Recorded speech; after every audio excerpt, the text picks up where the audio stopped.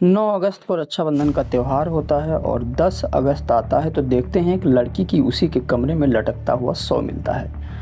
शव को देखकर आसपास में शोर मच जाता है और मौके पर भीड़ जमा हो जाती है और जब भीड़ में से किसी एक व्यक्ति ने पुलिस को फ़ोन कर दिया। मौके पर पुलिस आती है। पुलिस शव को उतरवाती है नीचे। उसके बाद में लोगों से पूछना जांचना स्टार्ट कर देते हैं कि आखिरकार इसने फांसी क्यों लगाई होगी और क्या हुआ होगा। तो कोई कहता है कि किसी से प्रेम प्रसंग का मामला रहा होगा, कोई कहता है कि किसी से अफेयर रहा होगा, लेकिन पुलिस को सही जवाब नहीं मिल पा रहा था। आखिरकार इस सवाल का जवाब देने के लिए उनका एक चचेरा भाई सबसे पहले आगे आ जाया करता था। इसके बाद में पुलिस उस लाश को पोस्टमार्टम के लिए ले जाती है। पोस्टमार्टम रिपोर्ट आने के बाद में जब उसके पिता उस रिपोर्ट के बारे में सुनते हैं तो कहीं ना कहीं बहुत हैरान हो जाते हैं कि क्या कोई अब एक भाई अपने बहन के साथ ऐसा भी कर सकता है। दोस्तों, ये हैरान कर देने वाली कहानी है। ये कहानी उत्तर प्रदेश के औरैया ज़िले की है। वहाँ एक परिवार था, उसमें 2 बहनें रहती थी और माता पिता, कुल मिलाकर 4 लोग रहते थे। रक्षाबंधन का त्यौहार आता है। उसकी बड़ी बहन और माँ नोएडा रिश्तेदारी में चली जाती है। घर पे उसका पिताजी और वो केवल 2 ही लोग रहते हैं और कोई घर में था नहीं। अक्सर शाम को लड़की खाना खाती है, उसके पिताजी भी खाना खाते हैं और उसके पिताजी की थोड़ी स्वास्थ्य सही नहीं थी, फिर दवा ववा लेते हैं और शाम को खाना खा के सो जाते हैं। अब इसके बाद में अक्सर वो लड़की सुबह 5-6 बजे के आसपास उठ जाया करती थी। लेकिन जब 10 अगस्त होता है और सुबह के लगभग 7 बज जाते हैं, वो लड़की घर से बाहर नहीं निकलती है, तो उसके पिताजी कहते हैं कि आखिरकार ये लड़की सुबह ही उठ जाया करती थी, आज लगभग 2-3 घंटे लेट हो रहे हैं, ये उठी क्यों नहीं। फिर ये किसी लड़की पास की लड़की से कहते हैं कि बेटे जा दीवार फांद कर देख अंदर जाके कि मेरी बेटी अभी उठी ही नहीं है, क्या हुआ है। अब वो लड़की जाती है अंदर। जब अंदर देखती है तो उसके कमरे में उसका एक लटकता हुआ शव दिखाई देता है। उस शव को देखकर वो काफ़ी हैरान हो जाती है। वहाँ से चिल्लाती हुई बाहर निकलती है, कहती है बाबूजी जो लड़की है वो सौ से मतलब फांसी लगा ली है। अब ये सुन उसके पिताजी हैरान हो जाते हैं, कहते हैं कि अभी तो शाम को ठीक ठाक थी, खाना खाई थी, लेट गई थी और इसके बाद इसको क्या हुआ। अब मौके पर ऐसे थोड़ा शोर शराबा होता है, मौके पर भीड़ जमा हो जाती है। इसके बाद किसी ने भीड़ में से एक लोगों ने पुलिस को फ़ोन कर दिया।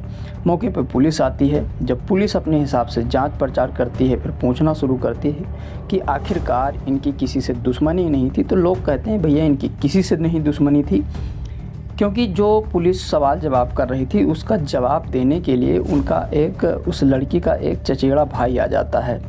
क्योंकि उसके जो पिताजी थे वो अक्सर सवाल जवाब करने के योग नहीं थे, क्योंकि उनकी स्वास्थ्य थोड़ा सही नहीं था। वो समझ नहीं पा रहे थे कि आखिरकार पुलिस हमसे क्या पूछ जांच करती है।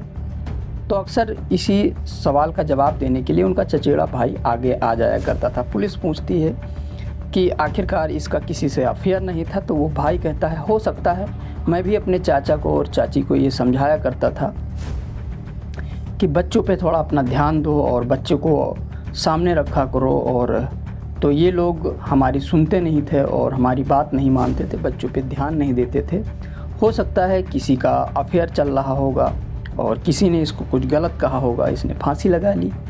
अब लेकिन पुलिस को कुछ समझ नहीं आ रहा था, क्योंकि जब वो लाश उतरवाती है तो वहाँ कुछ खून के धब्बे भी पड़े हुए थे। पुलिस इस पे बात करती है कि यहाँ भाई खून के धब्बे भी पड़े हुए हैं। तब वो भाई कहता है, जिसका नाम सुरजीत होता है, सुरजीत कहता है कि हो सकता है कि बिल्ली कोई चूहे को पकड़ी हो और पकड़ कर ले जा रही होगी, तो उसी के खून के धब्बे रहे होंगे।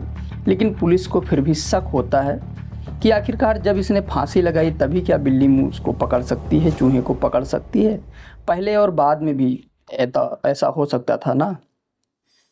अब पुलिस कहती है कोई बात नहीं, अब हम इस लाश को पोस्टमार्टम के लिए ले जाएंगे, फिर पता चलेगा कि आखिरकार इसके साथ हुआ क्या है।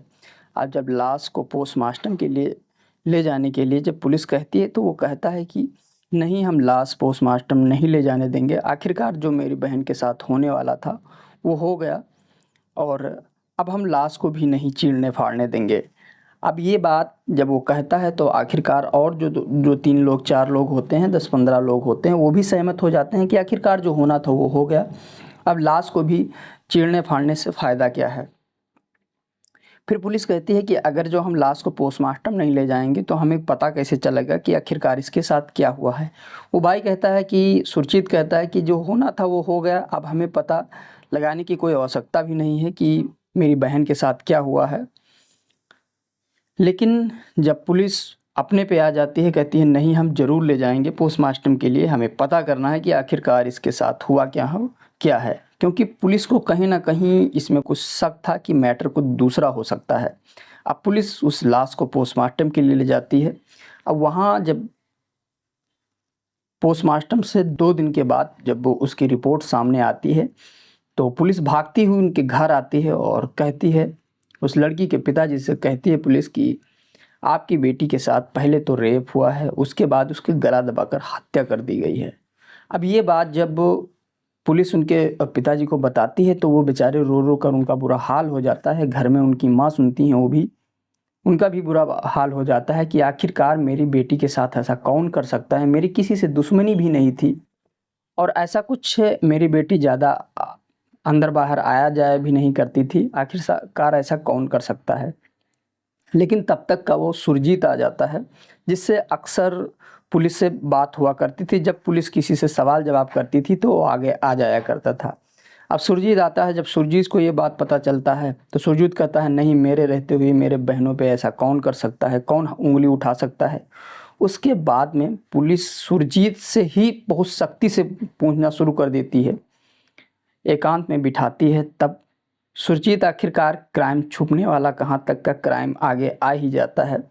सुरजीत एक पैंट लाकर अंदर से देता है, उस पर कुछ खून के धब्बे लगे हुए होते हैं।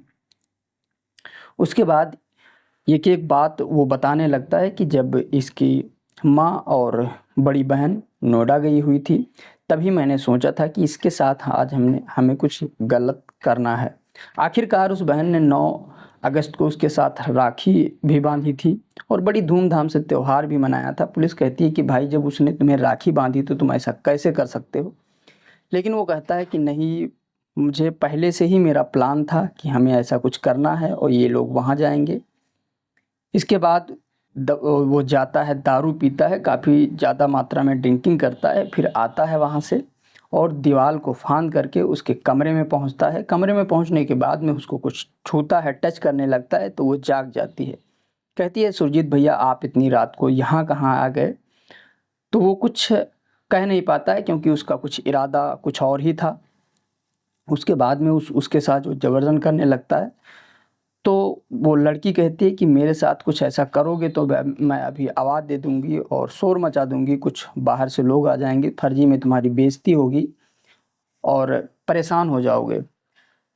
फिर भी सुरजीत नहीं मानता है और उसके साथ जो उसको करना होता है अपना हवस पूरा करता है। उसके बाद में उसको गला दबाकर उसकी हत्या कर देता है।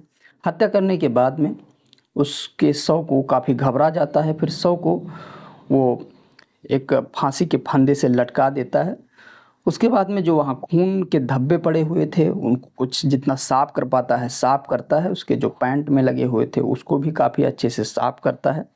उसके बाद वो अपने घर आकर सो जाता है। अगला दिन होता है, जब ये लड़की की लाश उतारी जाती है, मौके पर पुलिस आती है तो पीछे से ये भी आ जाता है सवाल जवाब करने के लिए और काफ़ी लोगों को भड़काता भी है कि हम लाश पोस्टमार्टम के लिए नहीं ले जाने देंगे और ऐसा कई ढेर सारी बातें करता है। लेकिन क्राइम छुपने वाला नहीं होता है। आखिरकार इसको पुलिस गिरफ्तार करती है और सलाखों के पीछे डाल देती है। तो ये रही कहानी और ऐसे लोगों से हमें बचना चाहिए। हमारे घर में होते हैं, हमारे आसपास में होते हैं, हमें पता नहीं चलता है कि ऐसा हमारे साथ कौन कर सकता है, लेकिन अपने ही ज़्यादातर ऐसे लोग करते हैं।